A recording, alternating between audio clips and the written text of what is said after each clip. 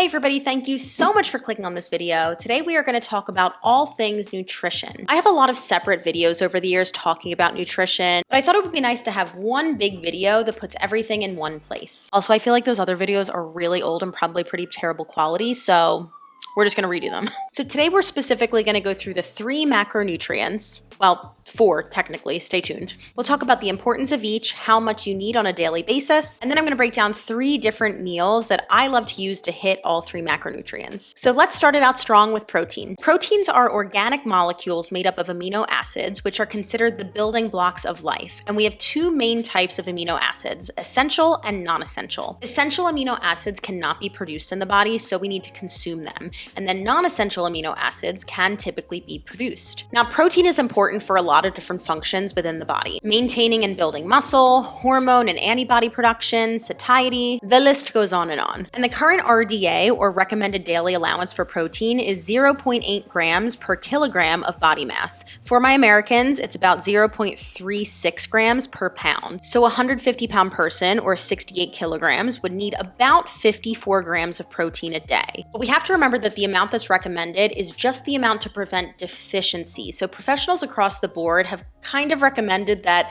this is not optimal, it's just the bare minimum. A better place to aim is about 1.4 to 2 grams per kilogram, or 0.64 to 0.9 grams per pound of body mass. So that 150-pound person would want to aim for closer to 95 to 135 grams a day. Now, we also have to remember that this number is going to depend on your individual goals. If you have a muscle growth goal, you're going to want to consume on the higher end. I would also argue that if you're in a fat loss phase, you probably want to up your protein a little bit because it is going to help you with your satiety, or basically it's going to keep you fuller between meals. And that's simply because protein does take longer and more energy to digest. But on the flip side, we want to keep in mind that because protein takes longer for people to digest, sometimes having more of it doesn't always feel great. Like it can kind of feel like a rock just sitting in your stomach. So you hear from a lot of people like 1 gram of protein per pound of body mass. And while that's a fine starting point, I think for a lot of people, it's actually going to be a little high. It's going to be a little high in terms of how it makes you feel. It's also going to be a little high in terms of actually hitting that consistently. And I'm saying this from 1, experience working with people individually in nutrition coaching, and 2, just seeing that people have a really hard time getting in enough protein during the day. So instead of going by that hard and fast rule, I would say play around and see what makes you feel the best. Good morning. We are going to make breakfast. We're ready. So this is just like, I guess it's just a yogurt bowl. If you want to be fancy, you could call it like a parfait. But this is one of my favorites for breakfast to get in some good protein at the beginning of the day. I feel like there is a trend right now of people being like, you need to get in 50 grams of protein with your breakfast. And I feel like people never really explain why getting protein in the morning is important. For me, there's like 2 big reasons. Number 1, you need a certain amount during the day. So like space it out a little bit if you can. Number 2, wow, that was loud. Number 2, it's going to help keep you satiated throughout your day, meaning you're not going to feel as starved by the time you hit lunch. So I did like, I would say like a serving and a half of this. I don't really measure anything. And then I did 1 scoop of this protein powder. This is not sponsored. This is my first time trying this. I literally just saw a Chips Ahoy flavor and bought it myself because I wanted to try it. We're going to have to mix this in. It kind of takes a second. You want to like fold in the cheese. You want to like fold it in first, and then you can start to mix. And so now I want to know, 15, I probably did like a cup and a little bit more of this. We're going to ground up and say 20 grams of protein there and then 25 there. So this is like 45 grams of protein. I don't know if a banana has any, I can't remember, maybe like 1. So for me personally, I'm going to go edit my class from this morning and then I'm going to film a bunch of stuff and I'm not going to have time to eat again until lunch. So I just want to make sure I stay full. Another reason why this is kind of a staple in my rotation is because it's pretty affordable and you can really choose like what flavors you want. Like I chose bananas this week because they were on sale. So this is the finished product. Again, you can make this any way that you like. Great, I'm gonna go eat this and edit and then film for like 4 hours. Jumping into carbohydrates. Carbohydrates, or carbs, are the body's main and preferred source of energy, and they're typically broken up into 2 camps: simple carbohydrates and complex carbohydrates. Now, for the sake of this video, we're gonna oversimplify for the 2 definitions here. Simple carbohydrates are broken down fairly quickly and used for quick energy. Complex carbohydrates take longer to break down due to their more complex chemical bonds and therefore are released more slowly into the system. Now, That's not 100% cut and dry. There is an overlap and just like difference in, chemical bonds and starches or like more fiber-rich carbohydrates. But for the sake of this simple video, that's kind of all you really need to know. Now, we already discussed one function of carbohydrates, energy, but carbs also help support brain function. Fiber-rich carbs are gonna help regulate your blood sugar, and they're gonna help improve athletic performance. Now, the daily recommendation for carbs is a little more complicated because it's really going to depend on you, your lifestyle, your goals, your genetics, your enjoyment. But a good starting place is typically 30 to 50% of your daily intake. So the more active you are, the more carbohydrates you're gonna wanna include in your daily intake. Hello, it's lunchtime. So I meal prepped a big batch of chickpea pasta with asparagus, pesto, and chicken. So we're gonna have that. So this is one of my favorite carbohydrate sources to include because it's also gonna be really high in protein. We're gonna do like that much, and we're gonna put it in the microwave.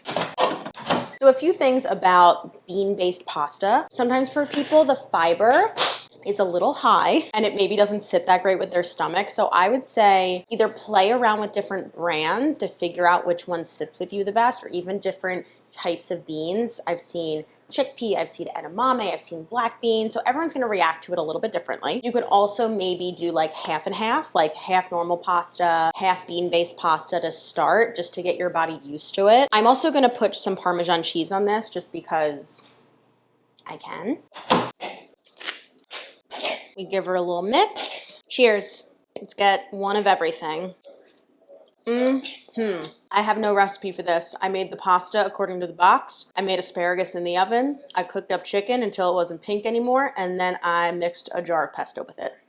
Moving into our third macro, fats. Fat is a concentrated energy source made up of fatty acids. And there are 3 types of fatty acids: saturated, polyunsaturated, and monounsaturated. Again, keeping this really simple for the sake of the video. Unsaturated fats are good fats, and saturated fats are bad fats. We're putting those in quotes because I really don't like to label food based on morality, but it's just easier right now.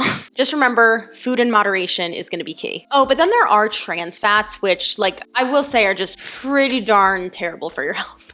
Now, some of the benefits of fat include lower bad cholesterol, or LDL, and it helps to raise your good cholesterol, HDL. Fats can also reduce inflammation, which can lower the risk of chronic illness. They help provide sustained energy and satiety, and a lot of this has to do with the fact that fats are more calorically dense than proteins and carbohydrates. They have 9 calories per gram, whereas carbs and protein only have 4 calories per gram. Fats can also improve your vitamin absorption, and they regulate your hormone health. There's also so many more benefits, so you can just see fat is really important, which is crazy to me that it's been demonized on and off in our society. Fat does not equal body fat, unless you eat more of it than you need. Speaking of how much you need, the current recommendation is about 20 to 35% of your daily intake. Hello, we are gonna make a salmon bowl. So this is basically the Emily Mariko salmon bowl thing that kind of went viral a while ago. We had them for dinner last night, so I'm gonna make one for lunch today. So I have 2 favorite ways that I like getting in fat into my diet. One, I've shown 1,000 times, but it's gonna be just like a big ass salad. So the fat in there is gonna be the dressing. But I thought that was a little boring to show. So instead, our fat source today is also gonna be our protein, which is salmon. So if you've made it to this point in the video, you've kind of seen that there aren't necessarily always strict, this is a protein, this is a fat, this is a carb. There's going to be nuance and overlap. And to be honest, if I were making this meal and trying to classify things into each category, the salmon would be my protein, right? It also just happens to be a great source of fat. Now you're also gonna see, oh no, you're gonna see me drop a cucumber. What a waste. You're also gonna see me put on a spicy mayo, which is also a fat. And I know people are probably aren't you concerned about having so much fat in one meal? No. I would say you probably just want to zoom out and look at the rest of your day if you're concerned about it, and maybe take the fat down in your other meals a notch. Also, what I did for this to get a little more protein, I did a cauliflower and brown rice mix. The other added benefit there is that you can have more bulk to the meal without going absolutely ham on the carbs, which again is fine, but in a meal like this, I don't want to go ham on the carbs and on the fats, because then you are kind of like limiting the rest of your day a little bit. We've got a bunch of salmon here. I'm just gonna mash this bad boy up. And I would say this is about, one of these pieces is pretty thin, but I would say this is about like 1.5 to 2 servings. I'm gonna measure my servings by my palm. And let me heat this one up first. And as we're just kind of hanging out making lunch over here, a little pro tip in terms of like figuring out different meals to have during the week, I definitely have like a go-to rotation. But a lot of times what I'll do, I buy my groceries from Aldi and I do it via Instacart because there's not an Aldi near me, and I've done the math and it's actually cheaper to order on Instacart from Aldi and get it delivered to me rather than going to the stores in my neighborhood, which are very overpriced. That's a tangent. But what I'll do is kind of scroll through Aldi, and they always have this like limited time section. And I'll go through and is there anything that seems fun? And this week what seemed fun, which I don't usually have, are seaweed snacks. And whenever I've made these bowls in the past, whenever I've made these bowls in the past and I wanted to use seaweed snacks with it, like Emily does, I always have to like go to the grocery store after I get my groceries delivered. So I was like, this is a sign we are meant to have salmon bowls. All right, she's nice and warm. So what I'm gonna do now, that's a lot of cucumber.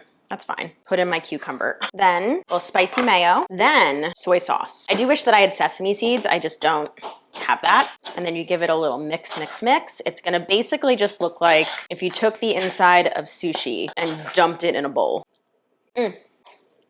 So here's the finished product. This does get a little messy. I wish I had chopsticks, but alas, we do not own any. Basically what I'm gonna do, take my seaweed wrapper.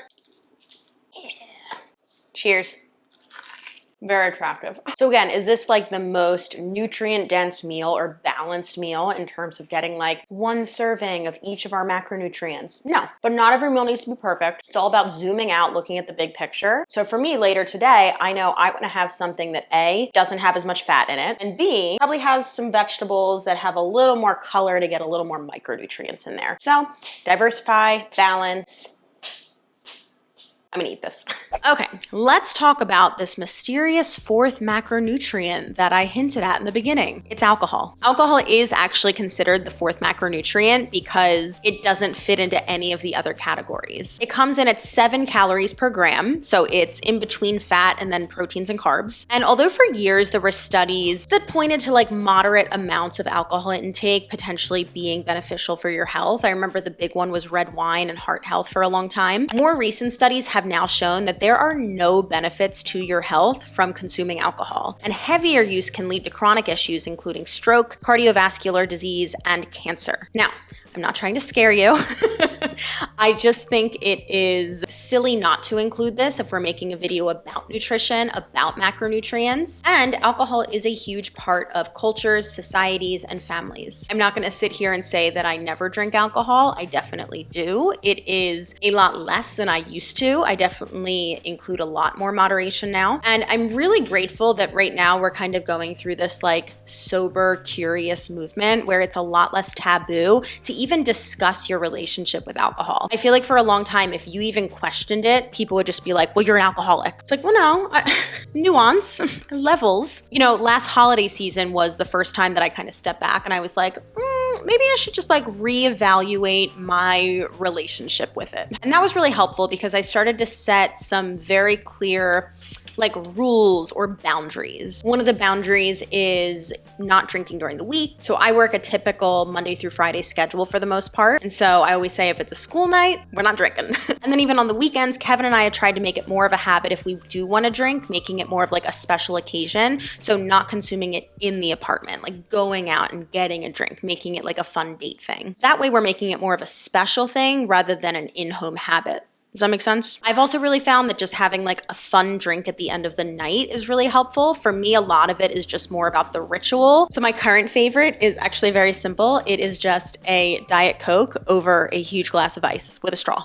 You know, I'm no expert on this specifically. Again, I've coached people nutritionally. I've helped people make habits around all different forms of intake. But of course, I'm not an expert in alcohol consumption and helping people regulate that specifically if you do have a bigger problem at hand. So I will be sure to link a few resources down below and take this time to remind you that if an influencer is selling you a sober coaching program, run. All right, I feel good having that all in one place. How do you feel? Leave it down below. While you're at it, make sure you hit that subscribe button so you don't miss out, and I will see you all in the next one.